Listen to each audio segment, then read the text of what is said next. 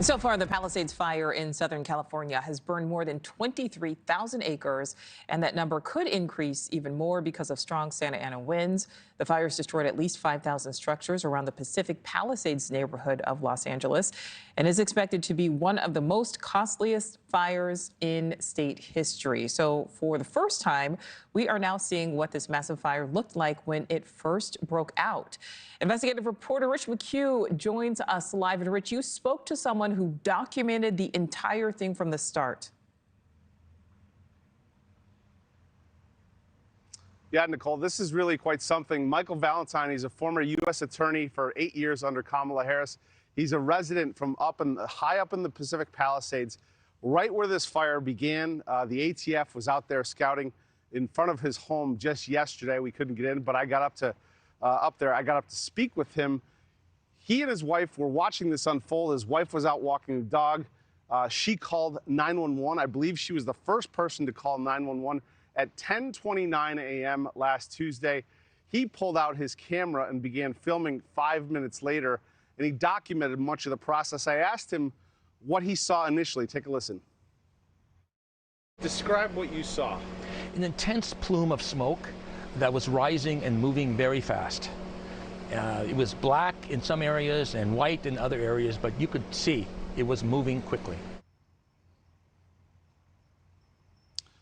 So I just want to go through the timeline of this video of what he documented. At 10:34 a.m., you see the smoke just behind the house billowing in the wind. 2 minutes later, 10:36, the smoke plume grows, seemingly with no real alarm or notice to any authorities at that point. 10:50 a.m., we see a noticeable change. The plume appears to have spread twice as large. Now more than 20 minutes after his wife called in, you see a chopper overhead, but no obvious fight. The chopper is scouting the fire. 8 minutes later, the size of the fire seems to have doubled yet again. Still, nobody is fighting the fire. At 11:13 a.m., nearly 45 minutes after they called in the fire, you see a chopper come through. 10 minutes later, 11:23, a helicopter comes in, begins to dump water on it. But at this point, the fire is massive and moving quickly down this ridgeline. Taking a listen to what he had to say. Saying there's no amount of water that would have helped this situation up there.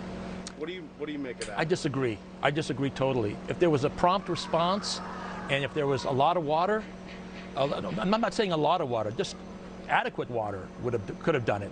If the fire drops just kept on coming consistently, this fire could have been confined. I mean, sure, it would have continued a bit, but that was all wilderness out there. It could have been confined. It wouldn't have touched any of the homes. I don't believe that for 1 second.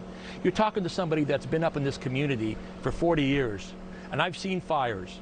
And I've seen fires during those 40 years, and there's always been a good response. I don't know what happened this time. About an hour after your wife called, about 11:15, 11:18, the chopper started, that was the first time we saw them drop water, is that right? Correct. And then, did you ever see any firefighters up there? I did not see any firefighters up there. Why do you think that is? That's the question. I don't know. I wish I knew the answer to that. I have no idea. I have no idea why that is.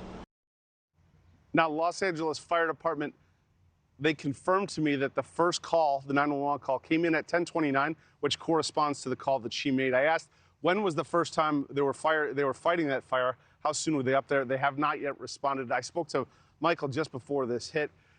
He said, still, nobody has talked to him. No ATF investigators, nobody from the FBI. He even tried calling them this morning to get in touch with them, but no luck. Nichole? All right, Rich McHugh live there on the ground. Thank you.